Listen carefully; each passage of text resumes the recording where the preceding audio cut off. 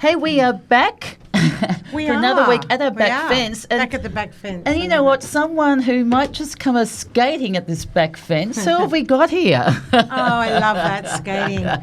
Years ago, I was a figure skater, so it's something I love to I chat get the about. feeling that you two have skated on thin ice a few times in your lives. He knows us well, doesn't he? That is so good. I actually love that, particularly at 3 a.m. trying to get home. Okay, guys, Figure well, you skater. probably guessed it's Steven Bradbury. Our guest today is mainly known for one of the most unbelievable moments in Olympic history.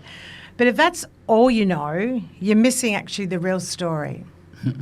Before the gold medal, there was a race where he actually nearly lost his life, and years later, a broken neck that really should have logically ended everything. Most people actually would have walked away, but Steven, he didn't. And in 2002, at an age when most of his competitors were peaking, he lined up one last time, not as the favourite, but as the one who refused to leave the race. What happened next became legend. But today, at Over the Back Fence, we're going beyond the moment. We're going to go into mindset, resilience, and the man behind "You're doing a Bradbury" phrase, which both Nicola and I use. It is iconic. We're excited to give you Steve Bradbury, OAM. Welcome, Stephen. Yeah, thank Yay, you, Di. welcome Lovely to to the have back you. Nicola. fence. Thanks for having me on the show. Yeah, I love that saying, Yeah. doing a Bradbury. They actually put it into the Macquarie Dictionary. Are you I think it was joking? in 2014. So, yeah, I've heard people use it in the right context in front of me.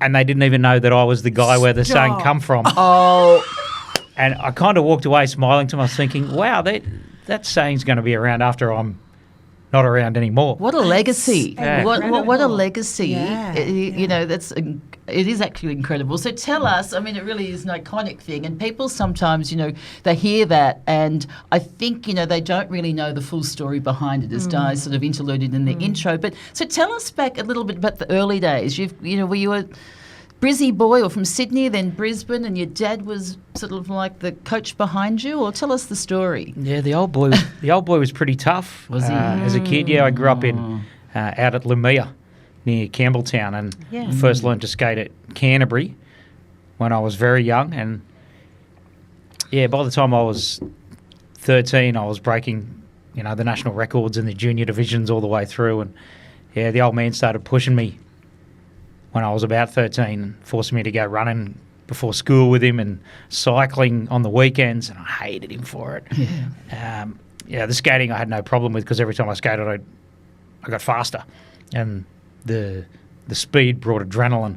But was And Dad a skater too, by he the was, way? yeah, Oh, he was, okay. he was the national 'Cause I was champion. wondering how that sort of... He was the national champ a couple of times back in the 60s. And Okay. in his day, you go to the ice rink on a Saturday night to try and pick up a chick.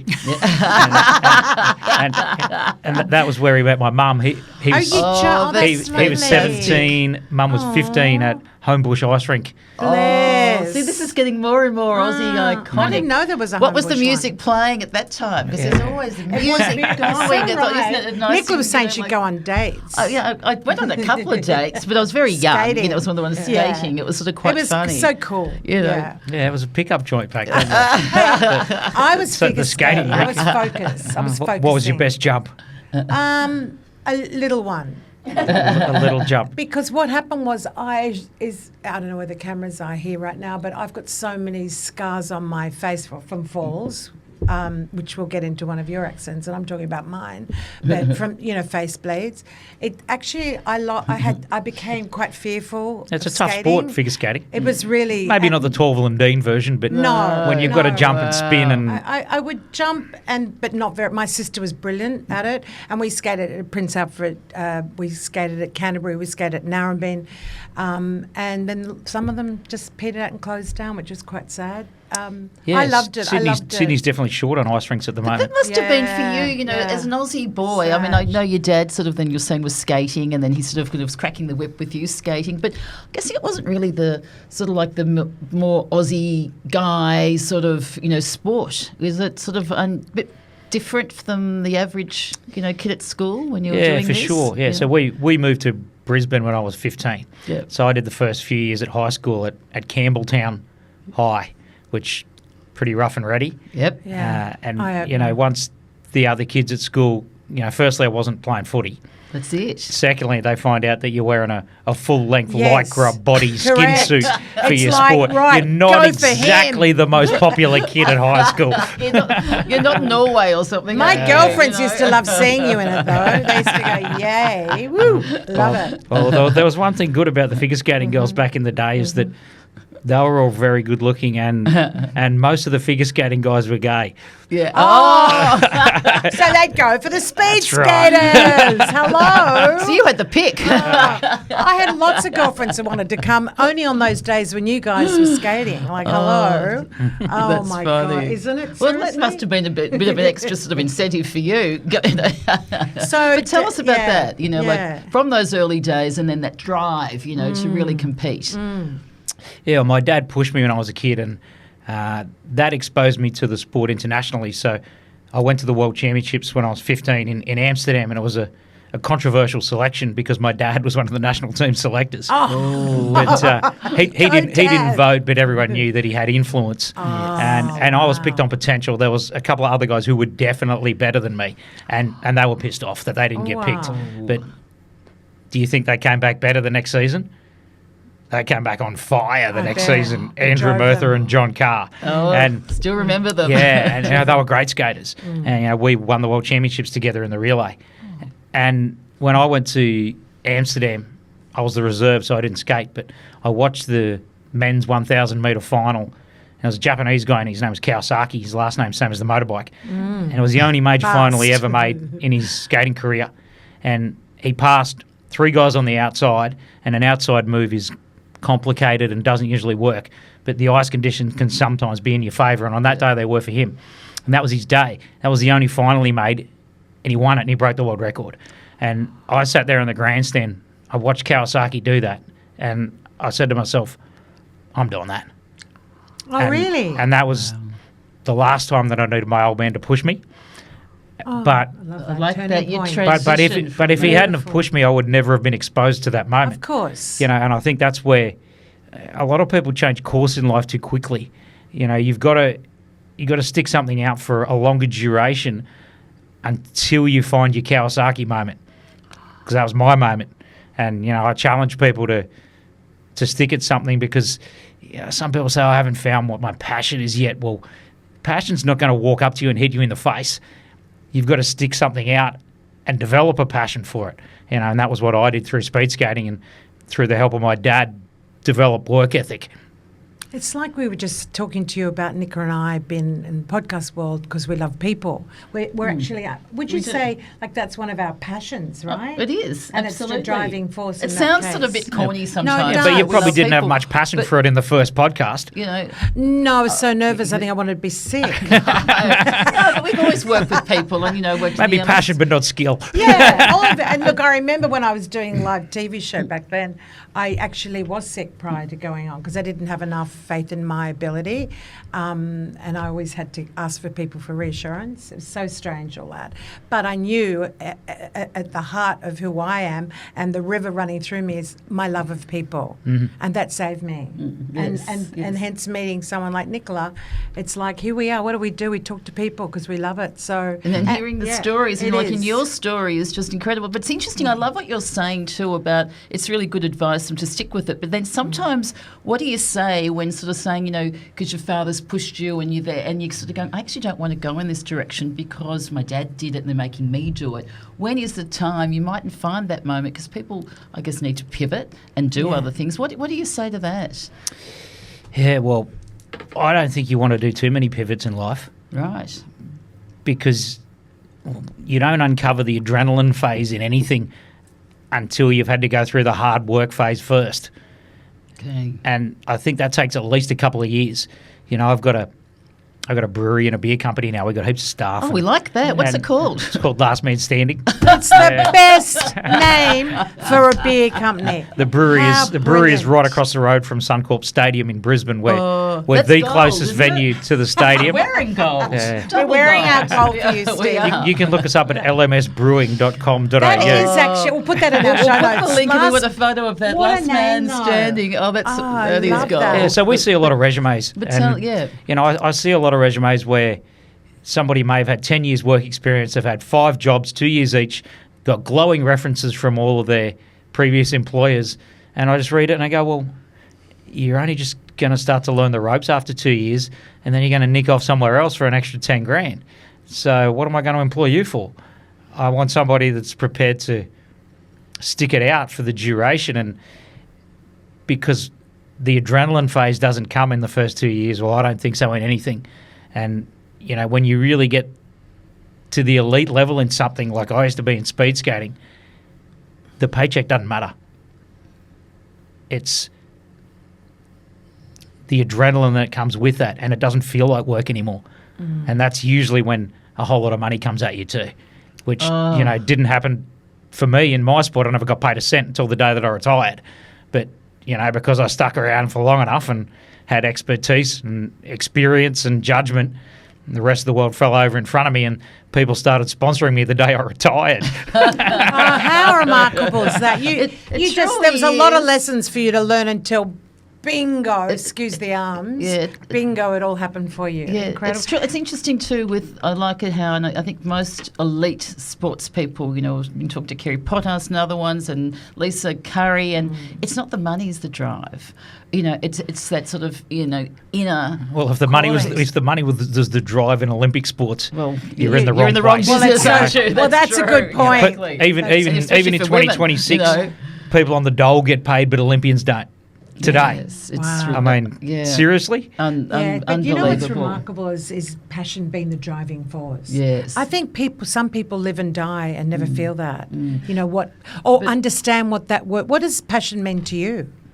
Yeah, well, it's a different question now because, you know, I retired at the top. I got to win a gold medal at the Olympics when I finished, and then you got to reflect back after a while. And, you know, I got to admit that I didn't want to reflect on that for a while, and I drank too much for a couple of years. You too. Because I was 28 and I've just done the biggest thing in my life that I'm ever going to do. I mean, Wow. yeah, and that's where a lot of athletes struggle, I think, when after a bit of time they wonder and then start to think about silly things like a comeback, which doesn't happen in speed skating, fortunately. But, you know, for me, I had to reevaluate and I had to find where some drive was going to come for me.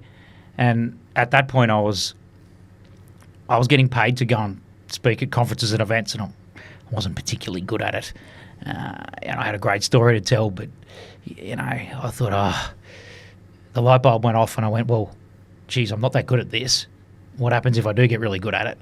So I started working with a comedian, professional speechwriter, put a, in inverted commas, show together, you know, offering a lot more than what an athlete just getting up there and telling their story does. And once I started doing that, it was incredible how quickly it grew. And, you know, since that was 2006 where I got my shit together. And since then I've done nearly 1,500 conferences in 23 countries. Really? In 23 countries? goodness. That's incredible. So you So seem your confident that's your- on the microphone. Yeah, so that's your. So it became another passion. In other words, I wasn't confident the first time. I remember I bet. I had an agent. His name was Rob. He called me up. He says, Steve, they want you to go and speak at the annual Retrovision conference in Adelaide. Remember Retrovision? Yeah, I do. Yes. JB Hi-Fi. Sadly, I do. And he said, Steve, they want you to come and speak at their conference in Adelaide, and they'll pay you $5,000. I said, Rob, that's what I make in a year. Oh. I'm in. Yeah. And he said, they want you to speak for 45 minutes. I said, in a row? Yeah. Is there any ads? Got to go to a commercial break. I love it. I love it. How by did yourself? you go? Yeah, so I had the whole thing written out word for word in 20 font. So you read it? No, I knew parts of it, but I had to have it I had to have it written out so that Backup. if I got lost, I had backup. Total. Even to the point where it said pause here in brackets. Breathe here. I wasn't like love Joe it. Biden where I actually read pause here. But good on you for doing it. And look at you, 1,500 speaking engagements later. Well done. But it's also a good Congratulations. life lesson when you're sort of saying too, it takes the grit. And once again, because at that stage, then you really had to pivot. And it was, self-reflection. And I think it's the thing with a lot of people when they've achieved like success. It could even be like a singer quite early, or they've got that thing, and then it's like, what next? What do I do? And then to do something like that, it's once again you had to do the hard work. So you then got sort of someone in the coaching and to do that from that first speech. And now it's you're comfortable at it. It comes with some nervous energy when you're going to get up on stage for the first gig I ever did in front of 500 people. I'm not doing that unprepared. I don't want to look like a dickhead in front of 500 people. Yes. So was that the first gig? Yeah, the first one. Was it the $5,000 was in the eyes? Well, that was part of it. That was the driving force. Do it. Anyone that says they're not motivated by money, Hello. Wake up. It's true. Yeah, and that was where after that first gig, I felt the adrenaline from what I got on stage. Oh wow! Yes. And that wasn't Olympic sized, but that is kind of what keeps me coming back for more. So that's the passion, is it? I love like it. you were saying, what's the Yes, passion? Would you say that that's adrenaline what going keeps through? Me coming back for Yeah. more. I love that. Adrenaline for me, it's fuel for your soul. Fuel for your soul. I like hearing that one. See, music's fuel for my soul. I love that. Can we sort of go now, tell us It's a little beautiful. bit about when you're competing? So, because you've been doing it for a long time, what was one of your first sort of international, skating? Can I say for those that don't know because a lot of people don't know what speed skating is because it's not during Let us know. During the Winter Olympics, it's televised a lot, but not so much otherwise. And someone said the other day, "What's speed skating?" I went, "Really?" Because I spend a lot of time around rinks. But that's a good point. A lot of Aussies don't. For example, it's the fastest self-propelled sport in the world. Now that in itself is correct. Yeah. Like okay, what speeds are you doing, for example? Our top speed in short track, which was my sport, so that's on a figure skating ice hockey size rink. Yeah, is about 56 kilometres an hour. And then in long track speed skating, which is an athletic size oval, they get up to about 60. Oh, so high 50 kilometres an hour when you hit the barrier and you stop is not for the faint-hearted. With blades on your feet. Yeah, with 19-inch knives on your feet that are hand sharpened. Oh. And part of I've noticed, because I've been watching a few races lately, and I used to watch it a lot, is the crashes. Like, that's what makes the Winter Olympics so exciting. Well, it does. But having said that, but the crashes to me, it's actually almost part of the sport. I know that sounds... Would you debate that with me? Like, I've often seen crashes in speed skating. Yeah, well, a lot of the Winter Olympic sports now, they come with risk, they come with speed, and they come with a whole lot of unpredictability, with the exception of curling. Oh yeah, curling.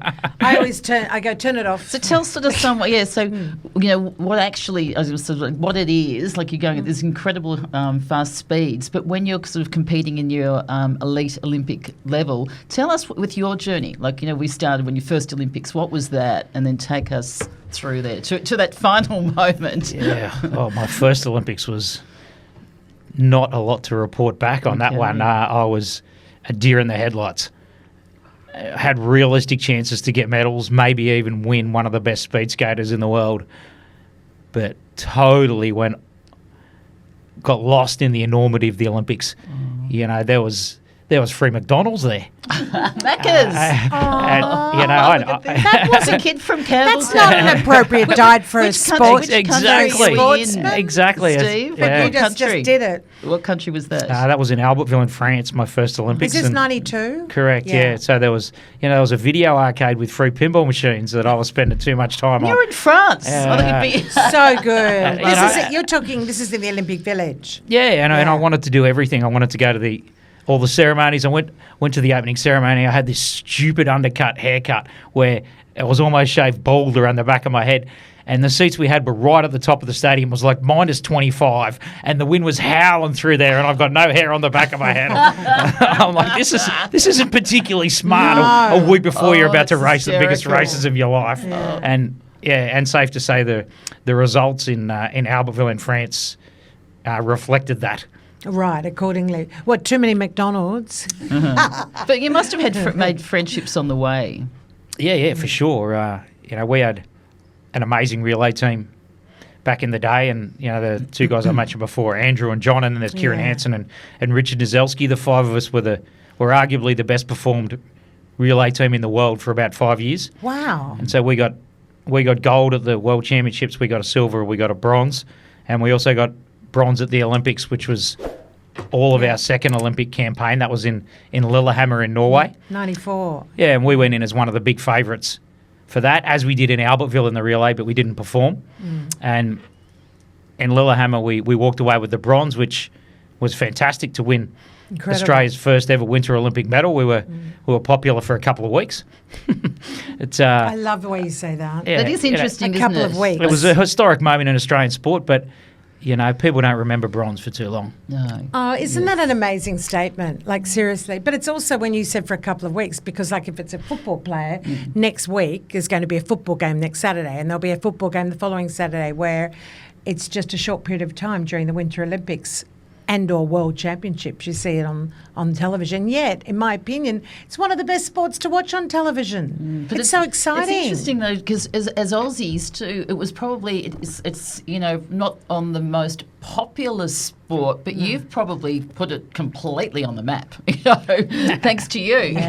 Really. Well, I helped start it. And the Australian Winter Olympic team are not numbers fillers in any sport anymore. We had bobsled Bree, who didn't perform her best, but we almost could have got medals in bobsled.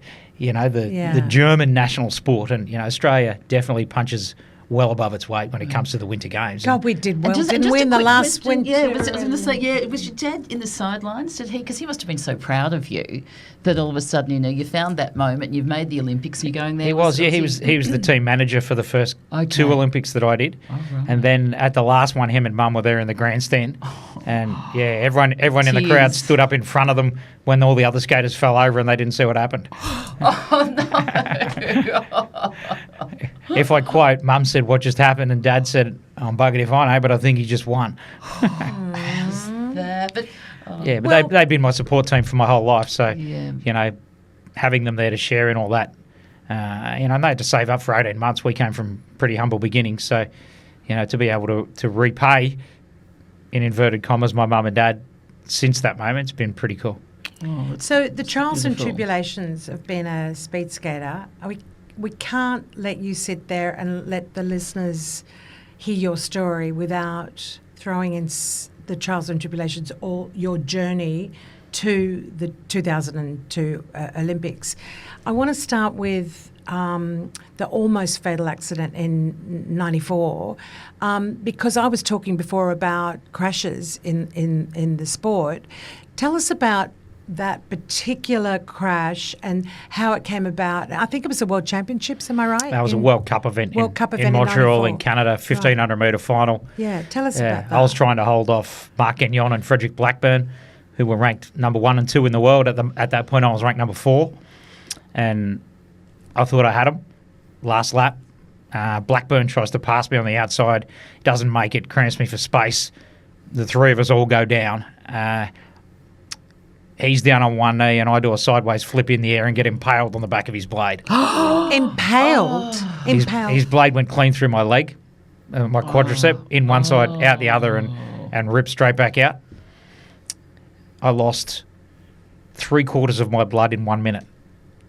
So a person of my size, well, these days 6 litres, back then 5.5. I love that. I can relate. A bit of a tummy here. Yeah, so I lost 3/4 of my blood in a minute, and it's probably the biggest learning experience of my life, because when you're in a genuine life and death situation, your eyes are closing, you can feel yourself going into shock, and you know that if you close your eyes, you're dead.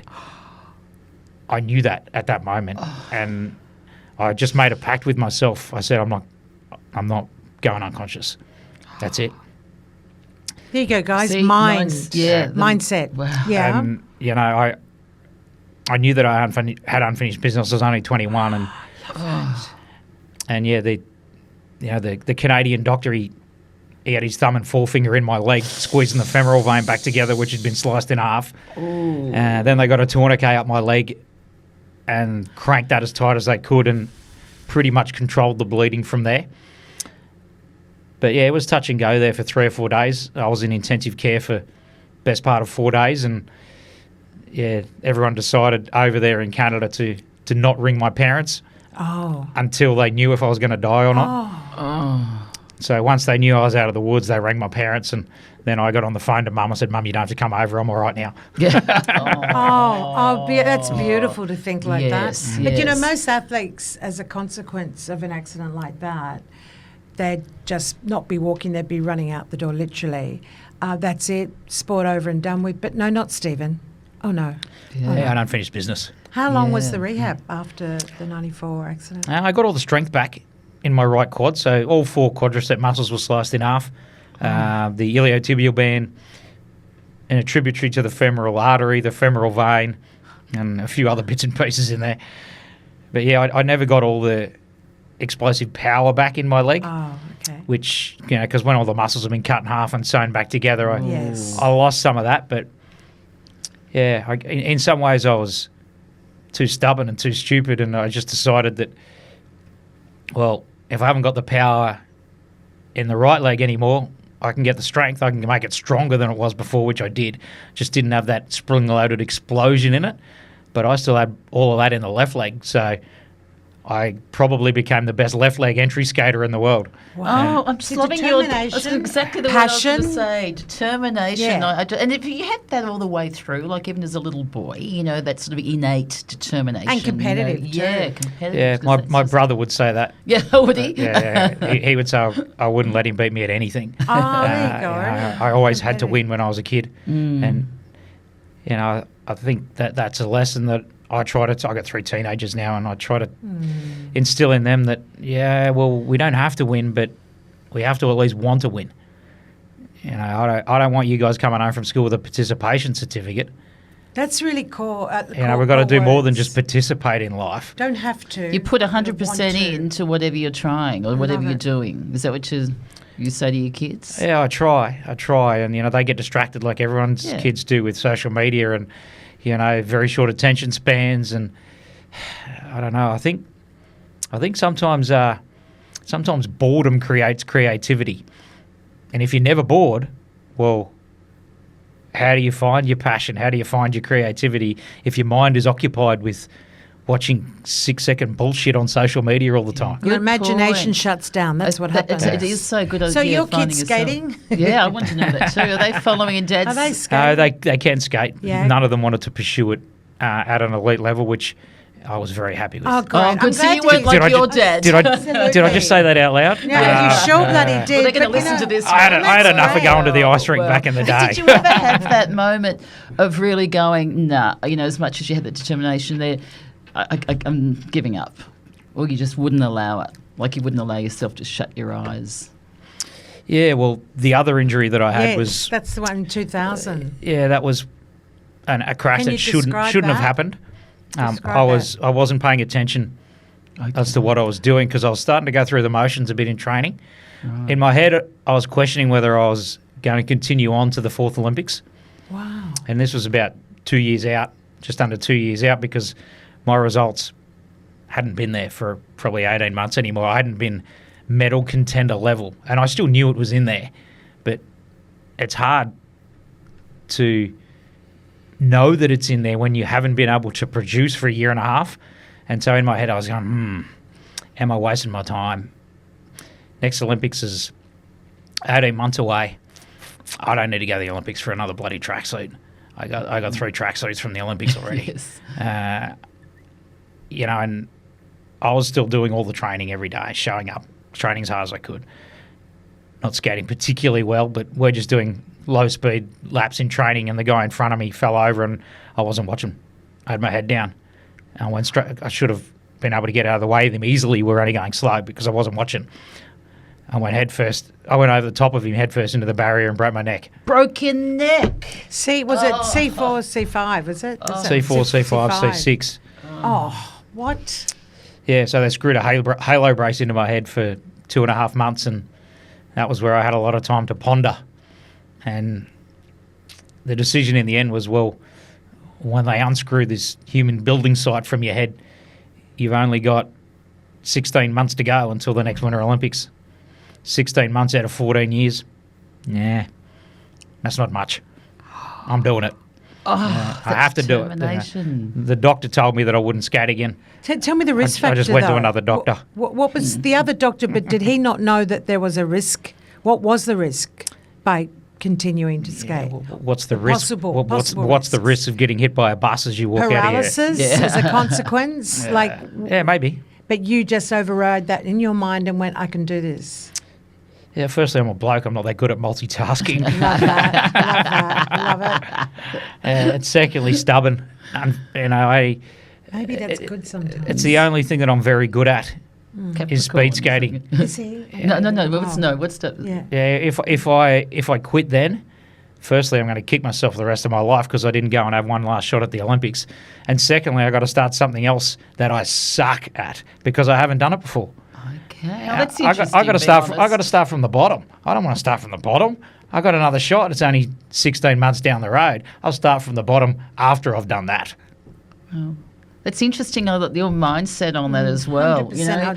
And because you've done your neck, you nearly died before, but still you had that in you. But also interesting, I didn't realise that too, because you're thinking otherwise you have to start from the bottom, but I'll continue on. But it certainly was worth it. So how did you go from? I can't imagine what that was like from a neck, because you'd think you'd be a bit more tentative, or no, obviously not. Stiff, maybe. Certainly got dolly. a stiff neck these days. What about the fear factor going back on the ice after something like that?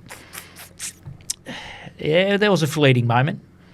Yeah, when you think, well, if I fall again and I twist my neck the wrong way, maybe I'm in a wheelchair for the rest of my life. But, when you've been doing something for the best part of your life, you've had 3 shots at the biggest stage in the world and you haven't been able to produce.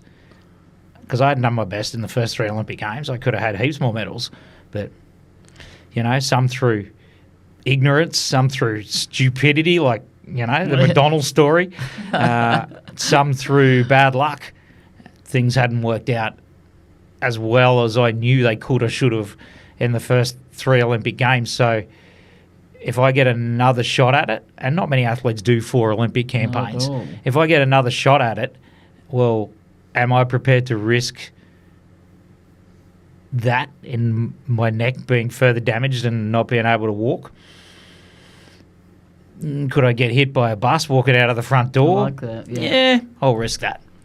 Wow, it's a choice you make, isn't it? The choices we all make. Then, that journey then to the final one. Did you change coaches, or what was the? What about the Chinese coach? Yeah. Speaking of coaches, Tell us about her. She's a classic, Anne Zhang.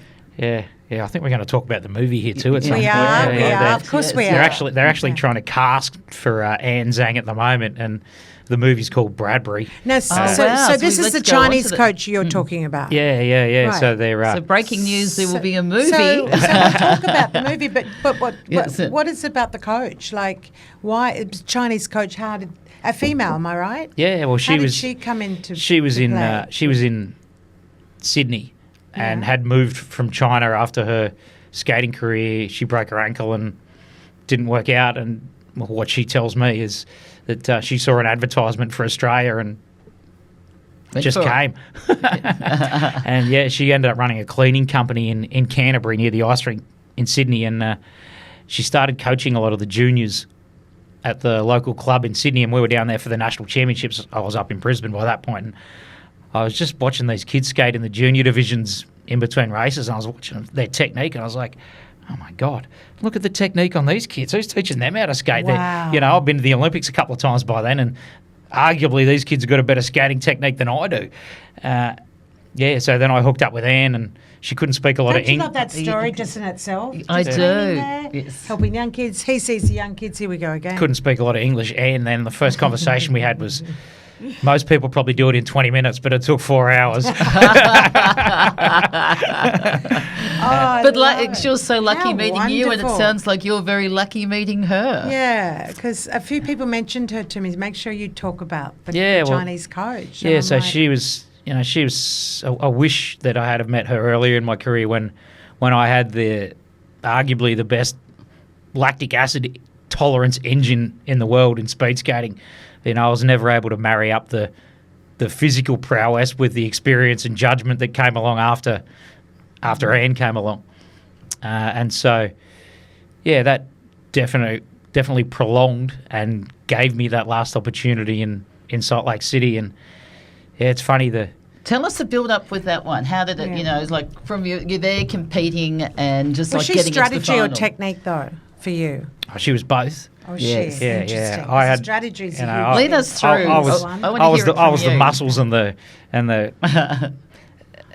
and the strong skater, and Anne brought in some finer points to how Asians used to skate, where they spend countless hours doing speed skating imitations on the land, learning how to shift your hips properly and use your weight transfer, which I wasn't particularly good at. I could squat more than anybody in the world, but didn't really like refining and watching my own technique that well, because when I watched myself skate, I thought, oh, geez, you don't look very good. So I just didn't watch myself skate that much. And, Anne was able to rectify some of those things, and I got better at that side of the sport towards the end. Unfortunately, that was, maybe a little bit too late, or was it? But So what was her words? Tell us about the Olympics. She's the one dying that to hear about I am. 2002. I Been try- am. been I trying want to to get to do- the best part of the I movie. know. And I'm going to give you some Maltesers. I've been trying to dodge it for as long as I can. haven't I? Yeah. So where do you begin Yeah. with that story? Well, Yeah. firstly, you were the oldest competing. You weren't as fast as everyone else in this race in the Olympics, and you had 4,000 million injuries going into that race. So tell us about that. I mean, I don't think the Australian hasn't seen the vision of you racing in 2002 Yeah, for the Olympics. We'll be seeing it a lot more times when this movie comes out. Yeah. It's really nice to be remembered, and in speed skating Olympics, you've got heats, quarters, semis, final in around about 2 hours. So for me, the satisfaction moment was in the quarterfinal, where I beat a Canadian guy named Marc Gagnon, who was 4-time world champion. That race was probably the dumbest race I've ever seen him skate, but I hadn't beaten him for 8 years, and I got him, and that got me through to the semis. So for me, that's what I look back on that night. And from once we got through to the semis, sitting there with Anne in the change room, I looked at the other names I was about to race in the semis, and I thought to myself, don't think I can beat any of them. She agreed with me. So your coach, this beautiful woman, agreed and said, "No, Even you with that- can't beat Yeah. them." So we went for a strategy play. Okay, let's stay out of the way. There's 4 guys trying to fit into 2 spots to make the final. There might be a bump or a collision, and you might sneak through, pick up a final spot.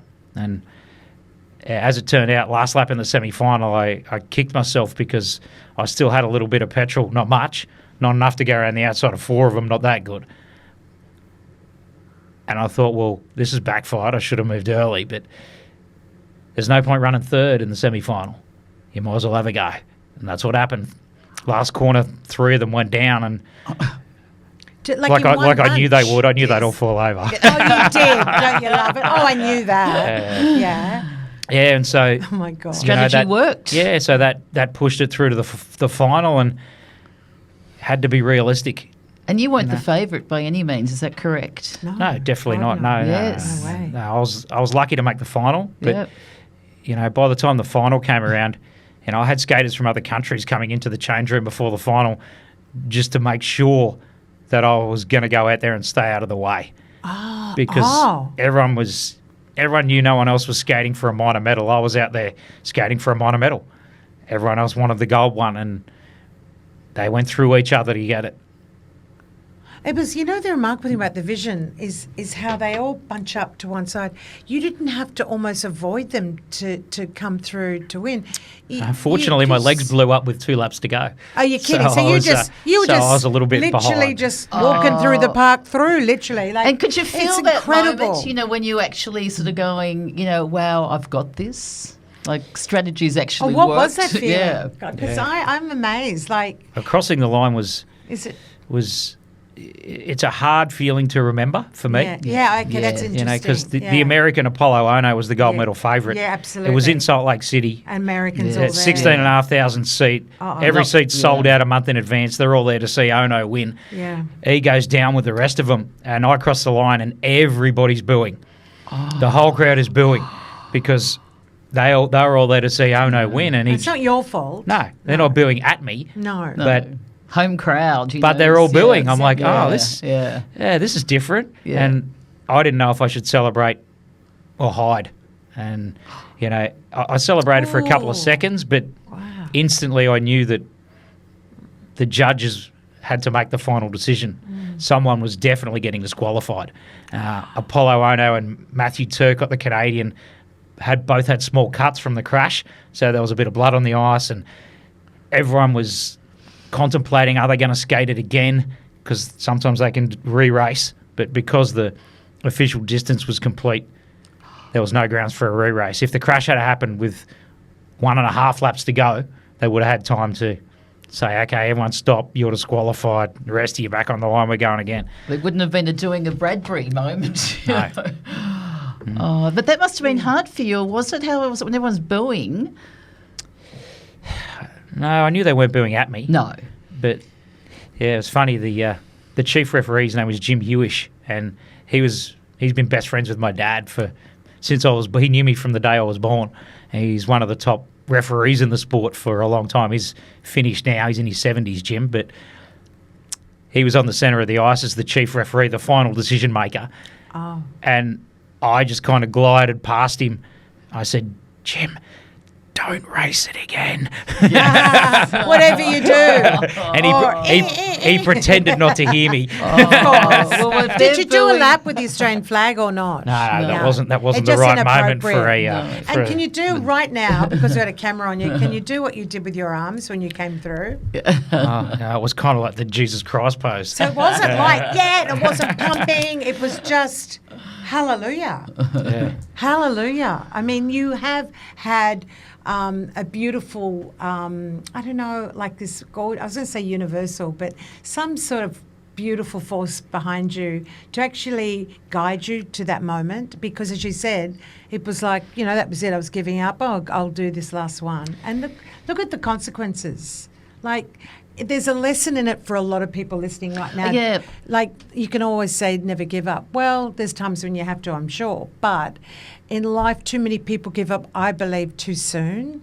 Like, perseverance, I think. I think a lot of people change course at something when they hit that final hurdle, which if they go over it, they end up getting what they want.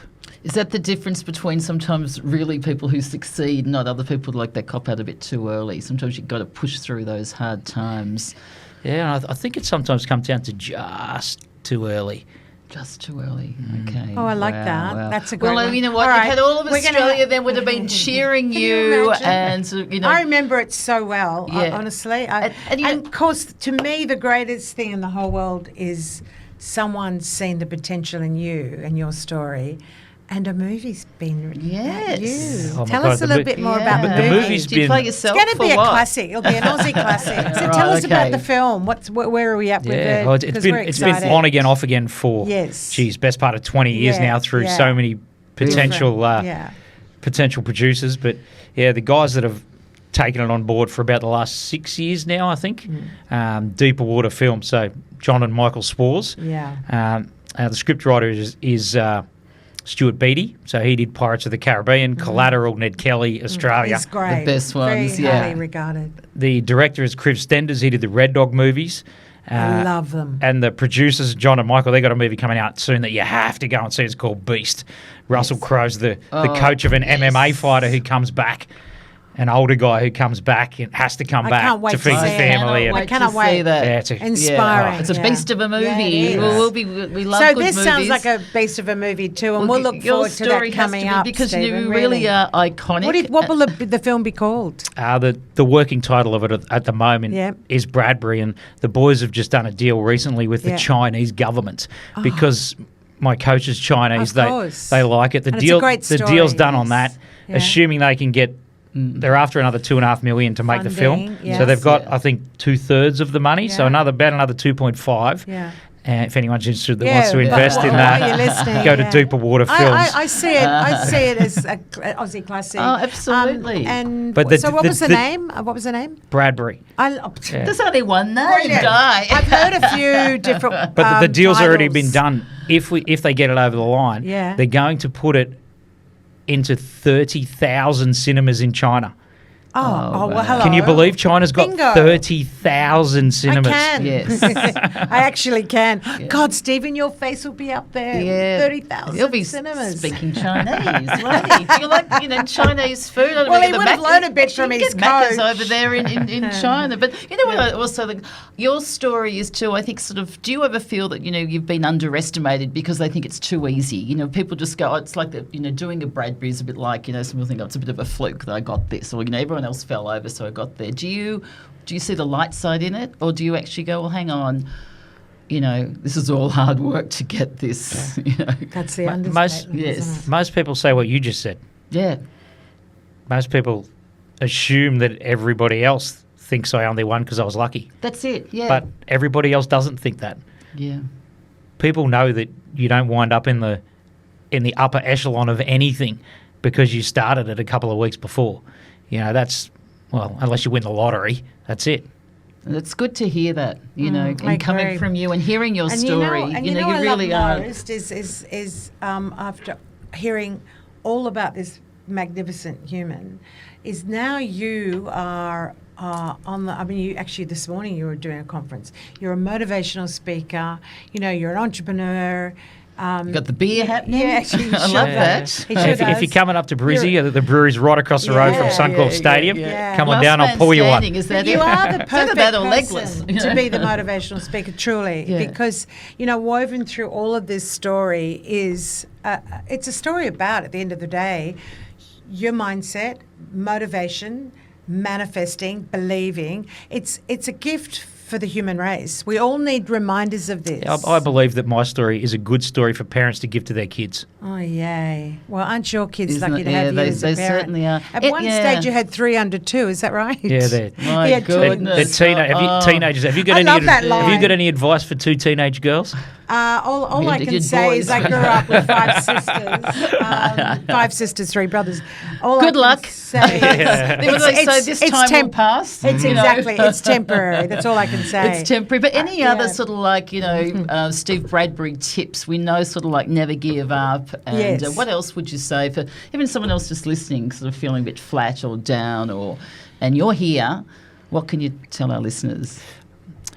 I think in whatever you've got a bit of a passion for, you've got to go looking for the 1%ers to improve, because when you improve at something, you enjoy it more.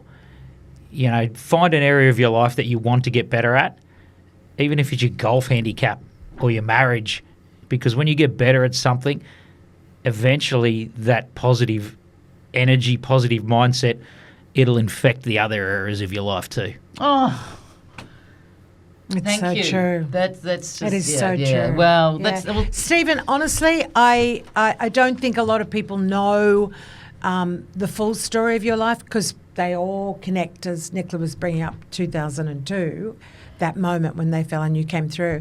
But there's so much more to you, and Well, we've all got a story to tell, haven't we? we We- do. we- Yours you is ladies yours have got is some some- background. Yours is never give up. Just keep Exactly. going. Well, and we've got loved some of it. our signature questions. Love that story. Yeah, Did if you you, wanna- if did you you want a wanna bit, if you do want to this? know the rest of my story, go to StevenBradbury.com. There's signed copies of my book on there. We'll if put anyone's that keen. on our Yes. show notes, 100%. Absolutely. We've got a couple of questions. One being, what makes you happy, Stephen? Ooh, making my kids smile. especially the teenage girls. To, Yeah. Good luck. That's That's early stage. It's I easier with my remember that. easier to get my Lovely smile out of my influence. son. Especially. They'll come back. They'll come back. lucky I remember was that. a Not even dad. talking to my dad. He was the nicest Oh, man in the I world. told Mum I hated it. I You never know, hated like- my mum. I'm like, where did the hormones? 15-year-old girls, Crazy, like yeah. it's tough sometimes, it but they're is. beautiful. Well, if you could share a back fence with anybody on planet Earth, Steven Bradbury, who would it be and why? Wow, share a back fence. It's a big question where you can go with that, isn't it? is. They can past or present. You know, Yeah. you might want to cut the whole show here, but I'd like to I'd like to meet Donald Trump over the back fence. Oh, Wow. okay, Now, why? What would you yes. say to him? I'd like to find out what his motivations were truly behind wanting to run for president as one of the most successful people in the world already. And I think the media give him a real bum steer most of the time. And, you know, they've tried to kill him 3 times. He's still going. So, yes. And whenever you hear anybody that knows him talk about him, they all say he's a top bloke. Yeah. So I'd like to meet him for myself and Wow. judge I if think he's a a few top people bloke or are. not. You know, well, I Like have to to meet say, him. you're not the only one. Yeah, It's funny that's a that's couple actually people said said that. it, You yeah. know, Just so, find out whether a you little- love him or hate him. You know, he's obviously got some traits in him that, I mean, as a successful person. My you know, sister so- worked with him for 10 Yeah, years. so- Oh, wow. And she got to know him really Yeah. well. Well, David, the medium Lovely said family that, man. and also I think with Elon Musk, whatever. But he always has done the predictions of when he's been shot a few times, and just recently again. So, Yeah. well, thank you so much, Stephen, and I've everybody. loved We every are minute of it. on YouTube, so you can watch this. We love our ratings, and we're going to go for gold for this one, but we love our 5 stars Wearing if our we gold. can. Yeah, our gold. But we've got our own rating system. The Diet Nice. was You- out of you rate so- yourself, do so you? we- no, we're I rate rating you. you. Oh, you're I'm rating me? you. Oh, bugger. I'm rating you, baby. Very special moment. The rating we've got on Steve. is it Apple Podcast, Yeah, isn't it's it? 5 stars. It's five out of 5. I'm It's giving you 2002 out of 5. Oh, wow. So you're up there, Gazali. That's a big 2002, year. well, that was on the the 16th year. of February it happened, and that's my first child's birth date, and I love the 16th of February. It's a beautiful Well, let's day. get this movie out. We can't wait to Can't see wait. it. But thank The you for movie will joining be us at Back fabulous. Fence. We'll be back in your Thanks, ears next Steve. week. Thanks, Bye. ladies. Bye-bye.